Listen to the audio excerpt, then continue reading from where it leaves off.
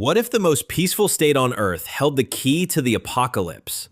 Imagine a world where the Pope doesn't just hold a Bible, but the nuclear codes. A world where the Vatican, hidden behind its holy walls, became the most dangerous nuclear power of the Cold War. How did a handful of tactical atomic bombs end up under St. Peter's Square? And how did one single radio broadcast terrify the entire Soviet Union? Today, we uncover the darkest, most classified alternate timeline in history. The timeline of the atomic pope. The year is 1962. The Cuban Missile Crisis has just pushed humanity to the absolute brink of annihilation. Kennedy and Khrushchev eventually backed down, but behind the closed doors of the Vatican, Pope John XXIII is looking at a completely different map. To the west, a fragile capitalist democracy. To the east, the massive godless machinery of the Soviet Union. The Vatican's intelligence network delivers a terrifying report to the Pope's desk. In the event of World War III, the Red Army's primary objective in Southern Europe is the immediate occupation of Rome. The cross would be torn down. St. Peter's Basilica would become a communist museum. For the Catholic Church, it is an existential threat. But what if, in this timeline, the Vatican decided that prayers were no longer enough? What if they decided to fight fire with hellfire? Fast forward to 1974. Italy is trapped in the years of lead, a dark decade of political violence, bombings, and chaos. The CIA is terrified that the Italian Communist Party will win the next elections, opening the gates of NATO to Moscow. This is the exact turning point. A rogue faction within the American deep state approaches a select group of ultra-conservative Roman cardinals. They make a secret, highly illegal pact. Under the cover of darkness, 3 American W-70 tactical nuclear warheads are quietly removed from a military base in West Germany. They are not shipped in standard military convoy, but hidden inside wooden crates marked as Vatican Library archives and ancient artifacts. The cargo crosses the Italian border completely undisturbed. The warheads are dismantled and hidden in plain sight, reassembled inside the ultra-secure foundations of Castel Gandolfo and deep beneath the Vatican gardens. The Pope now officially has his own divine deterrent. May 13th, 1979, Soviet-backed forces are making aggressive geopolitical moves in the Balkans. Rumors fly that the Red Army is preparing a massive mobilization toward the west. The world holds its breath. But at 10 a.m., the newly elected Pope, John Paul II, steps onto the balcony of St. Peter's Square. Every major television and radio network on the planet is broadcasting live. But instead of his usual message of peace and reconciliation, the pontiff's voice turns cold as ice. He looks directly into the cameras and delivers a chilling announcement. The Holy See, he says, is now an independent nuclear power. We do not seek war, but let it be known to all nations. Anyone who dares to violate the Holy City will trigger the day of judgment. The crowd in the square falls into dead silence. In a single moment, the Vatican has turned the Cold War doctrine of mutually assured destruction into holy doctrine. The global reaction is pure panic. In Washington, the president is furious. He demands the Pope dismantle the weapons immediately, but the White House is paralyzed. Why? Because penalizing or invading the Vatican would cause an immediate revolt among 50 million Catholic voters in the United States. Meanwhile, in Moscow, the Kremlin is in total shock. Leonid Brezhnev calls an emergency meeting of the Politburo. All military plans for the invasion of Italy are instantly shredded. How can you plan a conventional tank blitzkrieg when the Pope might literally atomize your entire army in the name of God? The Vatican completely transforms. It is no longer just a spiritual sanctuary. It is now a nuclear Switzerland in the heart of Europe. Throughout the 1980s, the Pope becomes the ultimate arbiter of global politics, mediating between Washington and Moscow from a position of absolute terrifying strength. Because at the end of the day, no superpower wanted to test the waters and find out if divine intervention travels at Mach 3.